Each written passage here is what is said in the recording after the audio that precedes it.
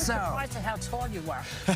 He's very tall. Well, if you only see somebody on TV, you just see their, in my case, giant head. So it hides how tall I am. Yeah. That's right. We are the table of big heads here. Hi, hello, what's up? How you doing? Great news today. JD Vance, the vice president, went on The View to the cackling hens, and today we're going to talk about it because they just did nothing but attack them, throw bombs, try to get a gotcha. But the problem with these cackling hens, with these terrible women, is they're not used to being around strong men, because you know for a fact that there are no strong men in the Democrat Party. The main problem with the Democrat Party is they have hyper-masculine women and hyper-feminine men. That's why they're chaotic. They are a chaotic party. They do nothing but create chaos, and that's why. And because of that, as soon as he got in, he took over the table, and you can just tell by their body language they hated it. Like, whenever they tried to say out a lie, he would reflect it back with facts, and they tried to use emotion, he didn't do it, which is, he's basically everything they hate. He's a straight, white, cisgender man with money. Oh, and he's not, and yeah, that's why they hate. And they just don't mean him, I mean America in general. But yeah, let's get on to this masterclass in destroying the liberal media. Because, yeah, that's what I would call it. Appreciate this, but one of the things you see in the Epstein emails is that Jeffrey Epstein hated Donald Trump, and that Donald Trump literally reported Jeffrey Epstein to the police. Okay, that's one of the things that came out of these files. They were best friends for about a decade. And remember, he signed that Transparency Act under duress when some Republican women, congresswomen like Lauren Boebert, like Marjorie Taylor Greene, did not give in to his pressure of not signing. He brought Lauren Boebert into the Situation Room to pressure her into caving on not voting for that bill. So let me respond to that. So that's all true. Let me respond to that. So number one is, yes, Donald Trump, and he said this, he knew Jeffrey Epstein back in the 1980s. He also threw Jeffrey Epstein out of his club when he found out he was a creep and reported him to the police. That's something that the media often misses when it reports this story. They tell the fact that they knew each other in the 80s, which the president himself admits. They ignore the fact that he narked on him to the police and led ultimately to JeffreyEpstein's downfall. To that point, Anna, you know the Republican Party. Well, it's one of the things that led to law enforcement investigation. But on the point that you made, it was allegedly over a real estate deal that they got into a fight over. But the email says actually they didn't just know each other. Let's just be truthful and transparent here. They didn't just know each other. They were incredibly close friends. He reported him to the police. That's what I'm saying. That is objective. That is objectively true. But Anna made another point that I think I would be if I may, because Anna made a very important point. This question about, did Donald Trump release these files only under duress from Republicans? And Anna, you know the Republican Party probably better than I do. The idea that Donald Trump runs around afraid of Republican congressmen as opposed to the other way around is kind of crazy. What was the bipartisan? And he's right, yeah. Trump knocked on him. But they always leave that out. But they never talk about Democrats kept getting money from him. But the main thing I want to say is, you can see that it's from this, how he's pushing them back and how pissed off they are. Like, look at their body language. They're all scrunched up face. They're shaking around. They definitely don't look comfortable. And you can tell that. They don't like it. They will not let him talk. Like, woman, be quiet for a second. Like, we can tell that you have nothing to go back for him. Because here's a fact. The left, they can't debate. Because they don't really have policies besides just violence against the right. But yeah, they can't debate in good faith at all. And it don't even take that much to prove them wrong. It just takes a little bit of information, and they know that. So they try to filibuster the entire time. And next, we had Sutton Hostin try to say that ICE is racist and blah, blah, blah, blah, blah. And yeah, JD Vance is having none of it because we're not going to listen to it. You guys killed our empathy. We had empathy in before. Remember when AOC said that they had kids in cages? Then that was a lie. And because of that lie, a lot of people got bye-bye turned off by non-Americans like Lincoln Riley. Yeah, these people are evil. Yeah, take a look. Did have a criminal record. They had a sex trafficking conviction. Don't have criminal records. So the majority of people that ICE is rounding up and taking out of their homes from their families, they're separating families. They're using children as bait. But the majority are not criminals. But can I respond to that, guys? Let me just say this. Okay. So you talk about the children. here's what I'd say. Do we know that during the last administration, we had tens of thousands of children who were sex trafficked by the cartels, who were brought into our country in profoundly dangerous and predatory conditions? Let's talk about this administration. But here's the point. Unless you enforce the border, you invite that kind of conduct. You think that our immigration policies are inhumane based on the reporting of one person with a political bias. What I'm telling you is that it's inhumane to allow cartels to sex traffic people across our border. And by the way, please hold on. I appreciate that. We're going to get you back, Anna. We're coming back with more with the Vice President. You see how she went like that? Well, you did a good job of closing the border. And he said, well, thank you for that. Yeah, she tried to say that's an insult because to her ilk, it is an insult because they want open borders. Because they do, which is a reason why we can never let them back in power again.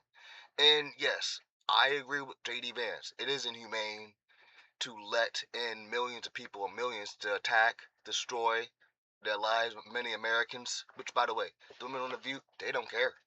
They don't care how many children, how many women get sacrificed. It's all a sacrifice for the Democrat Party because, let's be honest, that's all their religion. They don't care. They don't care about children. If they did, they would say something about all the kids in, Iran. But yeah, they don't care, which is really disgusting.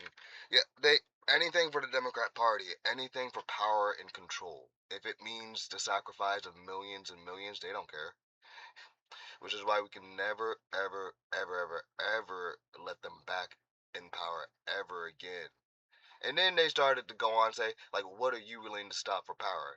Like, and it's basically trying to get a wedge between him and President Trump. But again, it don't work because, again, these women, they don't know how to handle men, real men. First of all, it's been well covered that I was a critic of Donald Trump back in 2015 and 2016. Now, obviously, I'm sitting here as the Vice President of the United States in the Trump administration. Well, Joy, a little humility, actually. I think that when you make predictions and those predictions turn out to be false, you got to ask yourself, well, what made me wrong about that? What did I not understand or not appreciate? For example, I said that Donald Trump's economic policies would not lead to wage growth. They did in the first term. That was actually a major, major thing. I said that we couldn't bring back any of those factory jobs because I kind of had given into this idea that those jobs were disappearing. But actually, Donald Trump, you saw a manufacturing boom during that administration. So there's a certain point. Let me just this question. So there's a certain point where you say, I made predictions about this. I ended up being wrong. Yeah. And in politics and anything, I think it's important to just say, you know what? I got some things wrong, and I was wrong about him. He was to explain that good policy was maybe one of your justifications, but the quote and when you tweeted that or X'd it was not about policy. It was what Christians were willing to excuse. And that's the part I can't get past. What are you willing to excuse in the name of power? Well,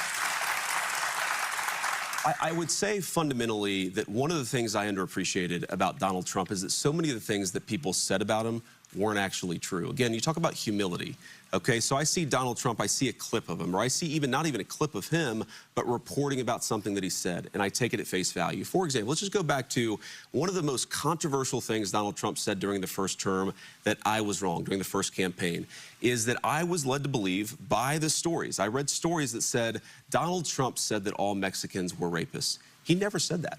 What he said is that the certain South American countries, Central American countries, were releasing criminals into our country, including Mexico. By the way, that was objectively true. So it's not so much Christians. Fidel Castro did that in 1980 with the Mariel boat lift. There have been many, many journalists, including CNN, where you used to work and be my colleague, that have tried to find evidence of that. There is no evidence that Maduro was releasing people from insane asylums or jails like Fidel Castro did do. This was made up, and we just can't, accept it without pushing back. Anna, we know that there were people who were released from prisons who were encouraged to come into the United States. It wasn't the Mariel, Mr. Vice President. It wasn't where it was like a purposeful release, open up the jails, open up the insane asylums, and let people flood Florida. I lived through that in Miami. If you go, it may not have been like Mariel, but if you go back to the caravans that were happening in 22, 23, we know that those things were funded. They were true. It all takes humility. But I feel sad for JD Vance because he's talking to fish. He's telling fish how to breathe air. Yeah, those cackling hens, they sold their soul to the devil already. So it's impossible for them to really look inward and get humble. Besides, humility is a Christian trait, something that they all hate, which is, yeah, we all know leftists hate Christians because to them, there's only one religion, that's the Democrat Party. Yeah, that is the Democrat Party, and I was the same way. When I was younger, because I'm black, and you know, anyone who's watching this who's black, you know, we blacks in America here are raised, well, more like brainwashed to A, only vote for one party, the Democrats, no matter what, and B, think that Republicans are racist. And I was in the same boat. I was insane. I was indoctrinated a lot. I wanted to make Trump go bye-bye, turn it off. Then I got out of crazy, and then that helped. And yeah, I my eyes got truly woken up. Like how the Democrats say that they love black people, but then as soon as they wanted to place with them with third worlders, they're like, oh, we have no money for you blacks, but here, third worlders, here's some checks, here's some lobster, here's some BBT, here's some cars. And don't worry, if you take the lives of one of these Americans, it don't matter because we need your vote. And by the way, one thing I do want to say is I'm kind of discussing where she said, what are you willing to excuse? Let's think of everything that you excuse. They excuse the people in the military getting kicked out for not taking an experimental injection.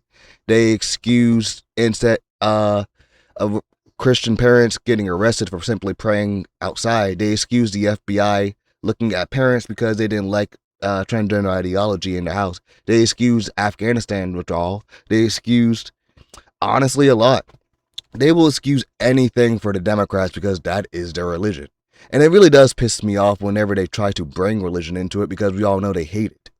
Which why when they tried to use the Pope to attack the president, it didn't work. It just pissed us off. Sorry, it pissed us off. And yeah, things changed. But again, those soulless women already, they lost their soul and they can't go back. They're too put up into this bad dystopia to really go through it because they know for a fact that they'll be thrown off the sideline. I mean, think about it. If we live in the same world, Sunny Hostin would not be on TV. I mean, heck, she probably won't be on TV in a bit because I have no doubt the View's going to get canceled because A, no one watches it, and B, it has such a minute people who might even watch it that is not worth it unless they're not, and since they're not getting USAID money anymore, is going down, just like Xbox. And last but not least, they basically tried to say that President Trump and JD Vance are racist, even though they have black people in their administration. You know who really are racist? The Democrats. They're the ones who keeps going around saying black people are too dumb to get an ID. Well, I can show you mine right now. Everyone in my family has an ID.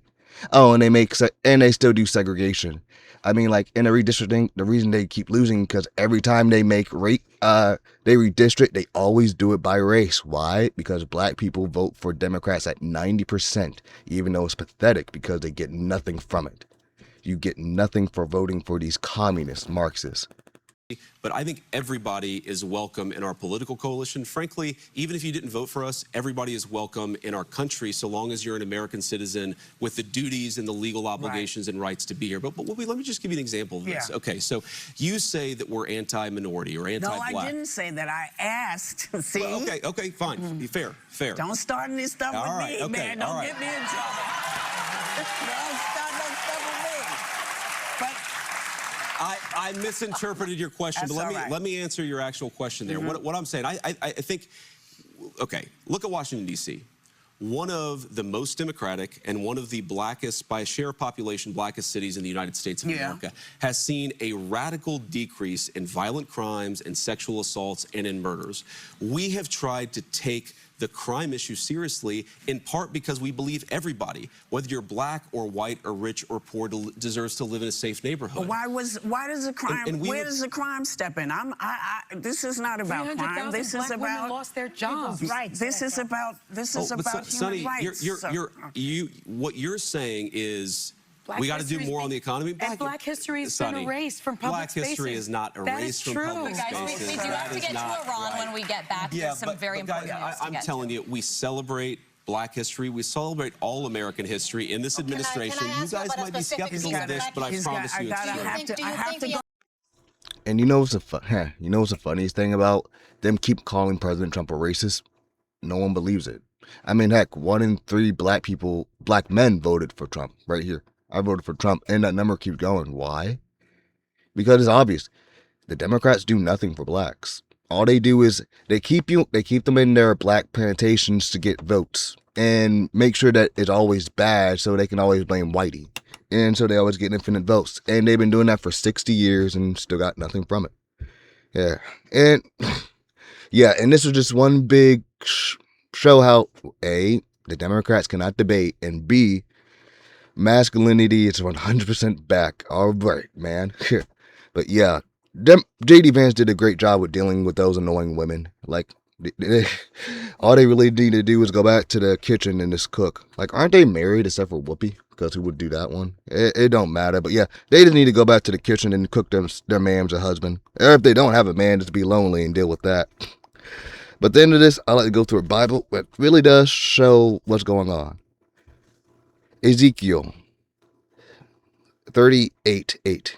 Gog and allies attack Israel. Now the word of the Lord came to me, saying, Son of man, set your face against Gog, of the land of Magog, the prince of Rosh, Mishael, and Tubal, and prophecies against him, and say, Thus say the Lord God, Behold, I am against you, O Gog, the prince of Rosh, Mishael, and Tubal. I will turn you around, put hooks into your jaw, and lead you out with all your armies, horses, and horsemen, all splendidly clothed, a great company, with bulkers and shields, all of them holding swords. Persia, Ethiopia, and Libya are with them, all of them with shields and helmets.